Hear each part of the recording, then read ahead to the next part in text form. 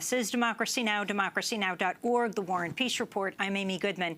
It's Made in America Week, according to the White House. This is President Trump speaking earlier this week. We're here today to celebrate American manufacturing and to showcase the amazing products from all 50 states made in the USA. Remember in the old days, they used to have made in the USA, made in America, but made in the USA. We're going to start doing that again. We're going to put that brand on our product because it means it's the best. We want to build, create, and grow more products in our country using American labor, American goods, and American grit. When we purchase products made in the USA, the profits stay here, the revenue stays here, and the jobs, maybe most importantly of all, they stay right here in the USA. While President Trump's promoting Made in the America Week, we turn now to look at a recent investigation by The Guardian that revealed workplace abuse, grueling production targets, and deplorably low pay at an Indonesian factory that makes clothing for the Ivanka Trump brand label. Many of the female workers at the factory in West Java say the pay is so low they live in constant debt and can't afford to live with their own children. This comes as 3 Chinese activists with the group China Labor Watch were imprisoned, though now released, after they were arrested while investigating labor conditions at a factory manufacturing Ivanka Trump brand shoes in China. Well, last month, we spoke to the journalist who broke the story, Krithika Varagur, in Jakarta, Indonesia's capital. She talked about what she discovered in her investigation. I went to a factory in West Java, about 3 hours from Jakarta, that makes clothes for G3 Apparel Group, which is this global conglomerate that makes clothes for a bunch of high-profile brands, including Calvin Klein, Karl Lagerfeld, and Ivanka Trump. What I found there was fairly typical of other Indonesian garment factories, which is to say there were quite a few labor violations, according to the workers that I spoke with. Including consistent unpaid overtime or poorly compensated overtime, an extremely low minimum wage, still legal, I wanted to emphasize that, but quite low for Indonesia and quite low for Asia, and reports of verbal abuse from company management. And talk about the people you met there, particularly the young women, and what they had to say about their work conditions. Yeah, so this is a pretty large factory, almost 3,000 people, and the vast majority of people who work there are women, and often they are the breadwinners for their whole family. The fact about this minimum wage and the reason this town has become quite attractive to garment factories is that this minimum wage is incredibly low, even for Indonesia. It's about $173 a month. And this means that if you're from out of town, which is to say if your parents don't have a house here that you can stay in, you basically can't afford to have your children live with you. According to many labor activists, this is not a living wage. One prominent activist that I quoted called it a poverty wage.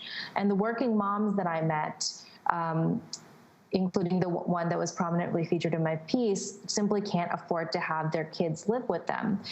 They live in a different town with their grandparents and see their parents about once a month. You talk about this area being where this factory is, being particularly low wages, even for Indonesia, what, like you said, $160 a month, which would be, what, $40 a week, which would be well under $1 an hour. Because also you describe people saying they're forced to work overtime and not be compensated. Right. This wage is quite low for Indonesia. In a neighboring town, for example, Purwakarta in West Java, the minimum wage is over 3 million rupiah, whereas here it's only 2.3. When I spoke to the manpower ministry of this district, they were quite insistent that this wage was important to keep them competitive in the global garment market. But of course, when you look at it from the global perspective, this wage is about 40% lower than what the equivalent factory workers are making in China. And it was reported earlier this month in the New York Times that the G3 Apparel Group was looking to move to cheaper labor, even cheaper than China, and had been closing down some of its factories. So you see this downstream movement chasing lower and lower wages, which I think this is a part of. And that issue of China is particularly relevant when it comes to Ivanka Trump brand clothes. We just reported on the 3 investigators for China Labor Watch who went to a factory in China, which actually pays more than the factory you visit in Indonesia. They were investigating the conditions there, and they've all been arrested, which is unusual even for China right now. Yeah, it's certainly concerning. And I believe that the Ivanka Trump brand has distanced itself from that particular factory because they don't currently produce things there anymore. I would say it's a disturbing development. Talk to us about Aaliyah, the young woman you met in the West Java factory. Yeah, without giving too much away, she's been working all her life. She's a mother to 2 children, and what I would emphasize is that she is not unique within the factory. She said there's dozens of moms just like her whose main interactions with their kids are in photos on their phone that they store up when they visit them once a month. And, you know, they're doing honest work. They're getting a legal wage, and this factory is not beyond the pale. It's a very, you know, ordinary Indonesian factory. But the fact is, even working day after day, the money they make is simply not enough. And there's just a great distance from the lives these women live, these working moms live, and the professional rhetoric of Ivanka Trump, who wrote a book on women in the workplace. Now, you actually shared the sort of gist of the book, Ivanka Trump's book, Women Who Work, Rewriting the Rules for Success, with this young woman, this factory worker at the West Java factory. What did she say about what Ivanka recommends when it comes to rewriting the rules for success? I mean, she thought it was funny. She just started laughing.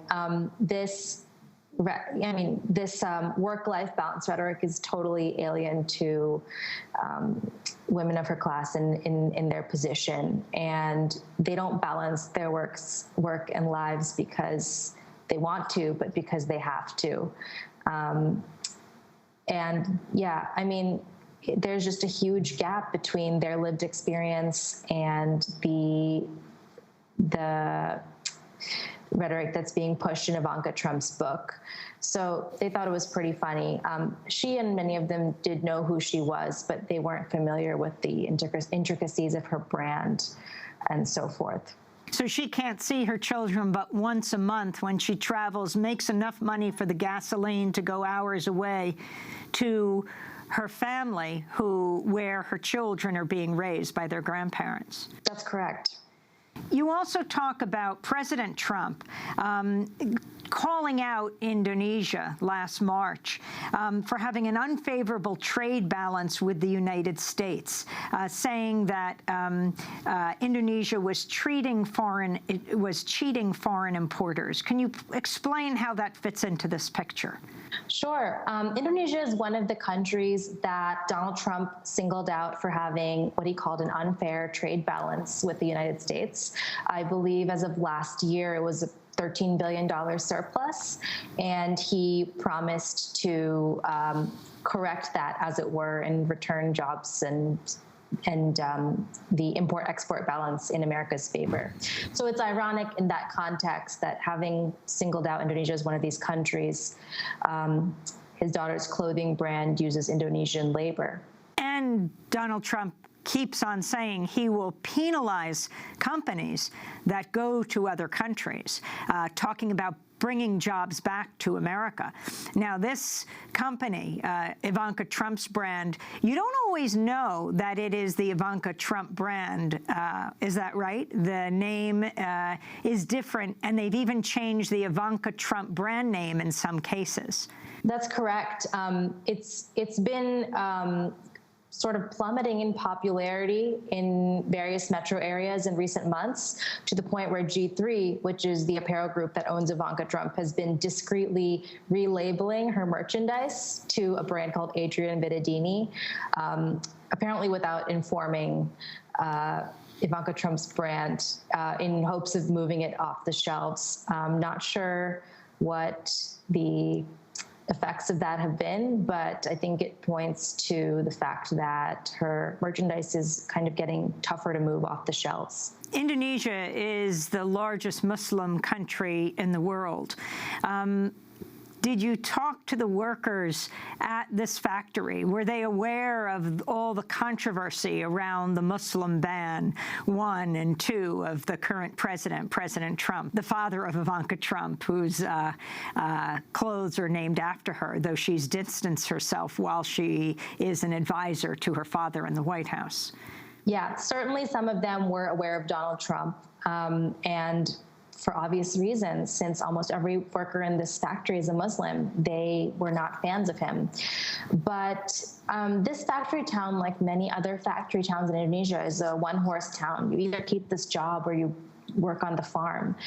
So like one of the people quoted in my article said, they are not in a position to make employment decisions based on their principles. So as much as they have personal problems with indirectly supporting a family that has announced a Muslim ban, they can't do much about it right now.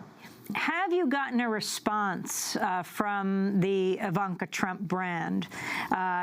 The publisher of Ivanka Trump's book, Adrian Zackheim, told ABC News in a statement, "The book highlights the author's continuing commitment to inspire and empower women to define success on their own terms and to create the lives they want to live." Have they responded directly to your piece and expose about the conditions in this one plant in Indonesia that makes Ivanka Trump brand clothes?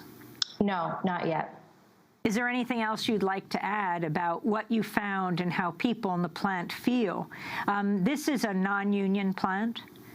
There are 2 small unions represented, but they are quite a small fraction of the total factory population. So they're less than 10% of the factory.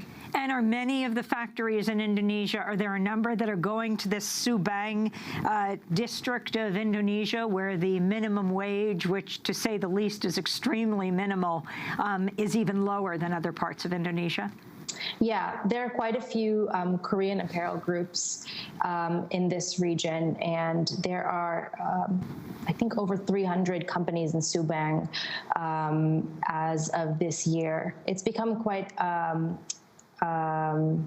it's becoming a semi-prominent industrial zone within the last 2 decades after spending a long time as an agrarian community. And in terms of the factory as a whole, I would just say it is a very run-of-the-mill Indonesian garment factory. But of course, the reason that it bears a second look is because of the connection to a very specific brand that is built on women in the workplace. So I think it's important to look at the supply chain of a brand that positions itself in that way. To Indonesia about her Guardian investigation revealed reality of life working in an Ivanka Trump clothing factory.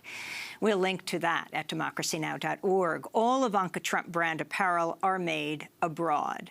President Trump declared this week Made in America Week. That does it for the broadcast. Democracy Now! Is produced by Mike Burke, Dina Guzder, Nermeen Sheikh, Carla Wills, Laura Gottesdiener, Sam Alcoff, John Hamilton, Robbie Karen, Hani Massoud, Sharina Nadura, and Andre Lewis. I'm Amy Goodman. Thanks so much for joining us.